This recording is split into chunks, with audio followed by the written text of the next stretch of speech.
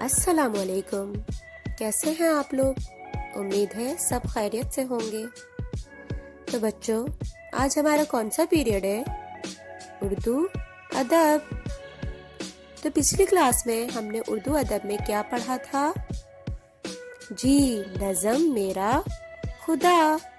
تو ہم نے اس میں کیا پڑھا تھا کہ جس نظم میں اللہ تعالیٰ کے بارے میں بات کی جا رہی ہو، اللہ تعالیٰ کا ذکر بیان کیا جا رہا ہو، اللہ تعالیٰ کی تعریف بیان کی جا رہی ہو، تو اس نظم کو ہم کیا کہتے ہیں؟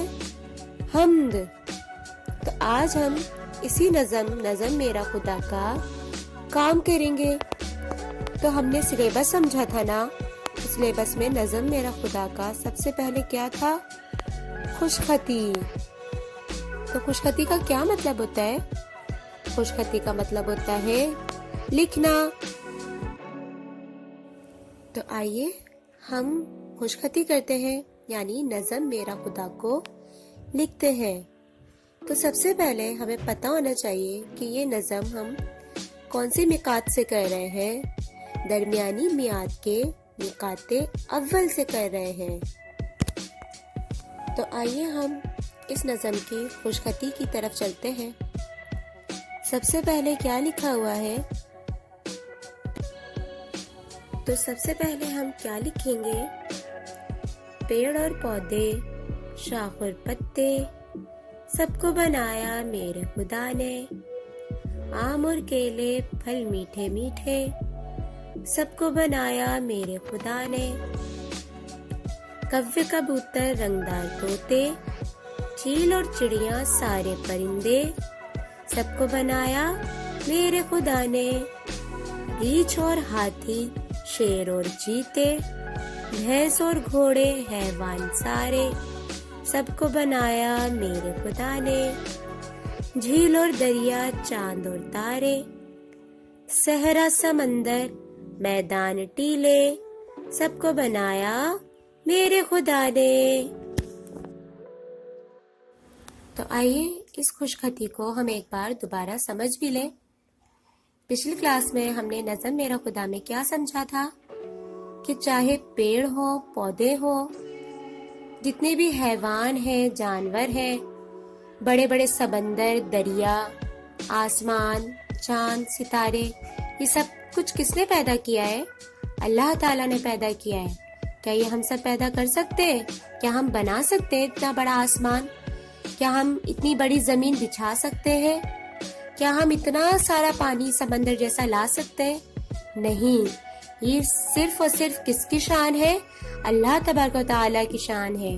تو اللہ تعالیٰ کا ہمیں بے پناہ شکر ادا کرنا چاہیے کہ اللہ تعالیٰ نے ہمیں اس دنیا میں اتنے خوبصورت نظارے عطا کیے، ہمارے کام کی اتنی چیزیں بنائیں، سبزیاں بنائیں جن کو ہم کھاتے ہیں، پھل بنائیں جن کا ہم بھرپور ذائقہ لیتے ہیں، جو ہماری صحت کے لیے ضروری ہے۔ تو ہم اللہ تعالیٰ کا جتنا بھی شکر ادا کریں اتنا کم ہے۔ تو خوش خطی کے بعد اب ہم کیا کریں گے؟ اس نظم کے الفاظ معائنے کریں گے۔ تو ہم کچھ مشکل الفاظ اس نظم سے ہم نے لیے ہیں، ان الفاظ کے ہم معائنے لکھیں گے۔ تو آئیے الفاظ معائنے کی طرف چلتے ہیں۔ تو یہ ہمارے الفاظ معائنے ہیں۔ سب سے پہلے الفاظ ہمارے پاس کیا ہے؟ پیڑ۔ تو آپ سب کو پتا ہے کہ پیڑ کسے کہتے ہیں؟ درخت کو۔ صحرا، دوسرا الفاظ ہمارے پاس کیا ہے؟ صحرا۔ صحرا کا کیا مطلب ہوتا ہے؟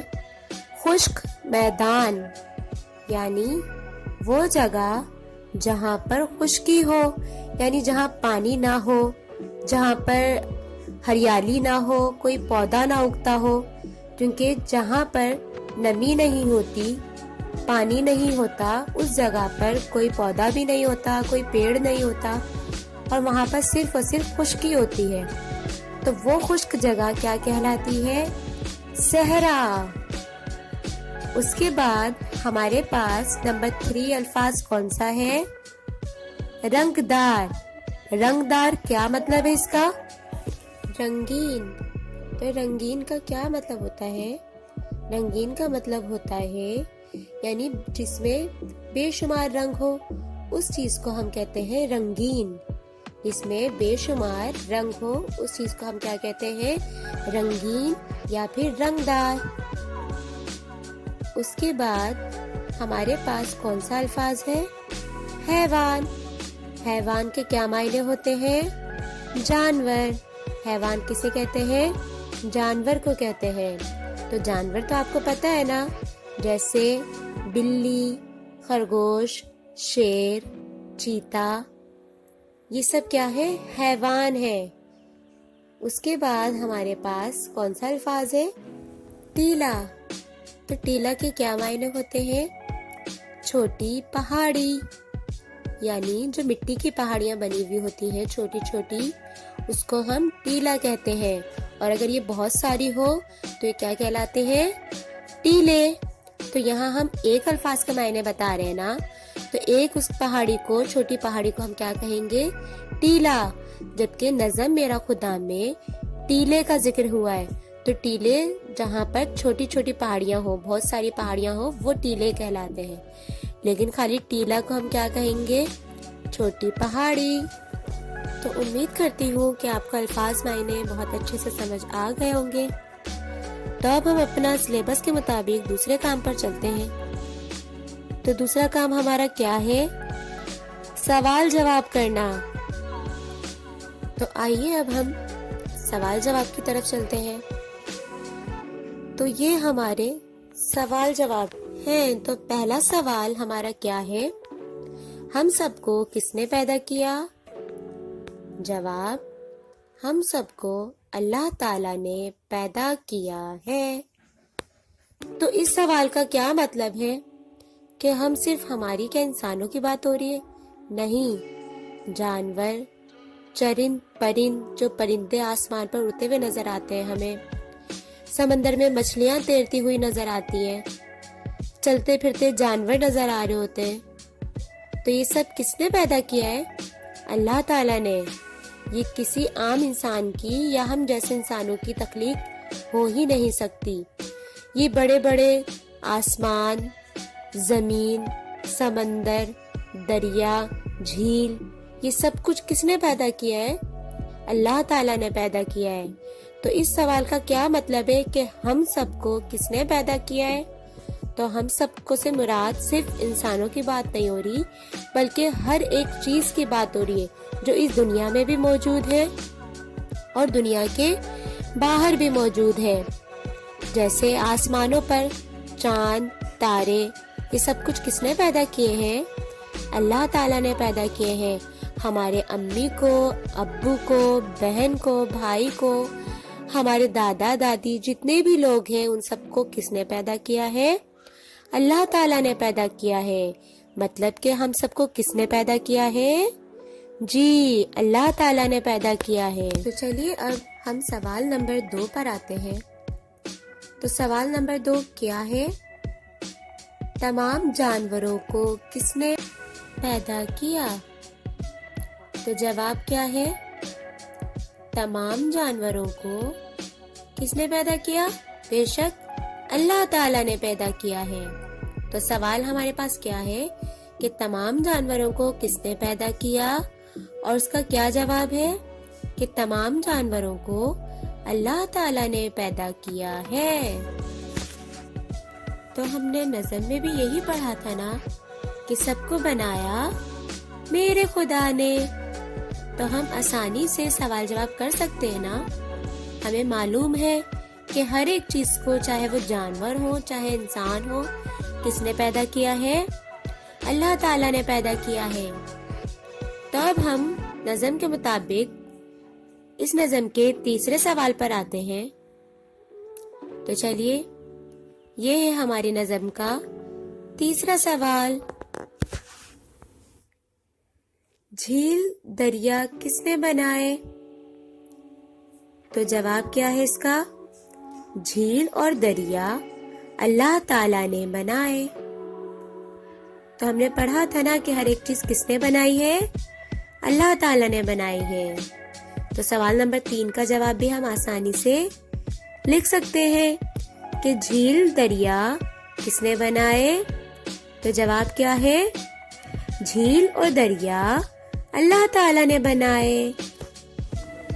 تو یہ تینوں سوال یقیناً آپ کو سمجھ آئے ہوں گے، اور ان تینوں سوال سے بھی ہمیں کیا پتہ چلتا ہے کہ جو کچھ نظم میں کہا گیا کہ ہر ایک چیز کس نے بنائی ہے؟ اللہ تعالیٰ نے بنائی ہے۔ تو ان سوالوں سے بھی ہمیں کیا پتہ چلتا ہے کہ تمام چیز کس نے بنائی ہے؟ اللہ تعالیٰ نے بنائی ہے۔ ہر ایک چیز کو کس نے بنایا ہے؟ اللہ تعالیٰ نے بنایا ہے۔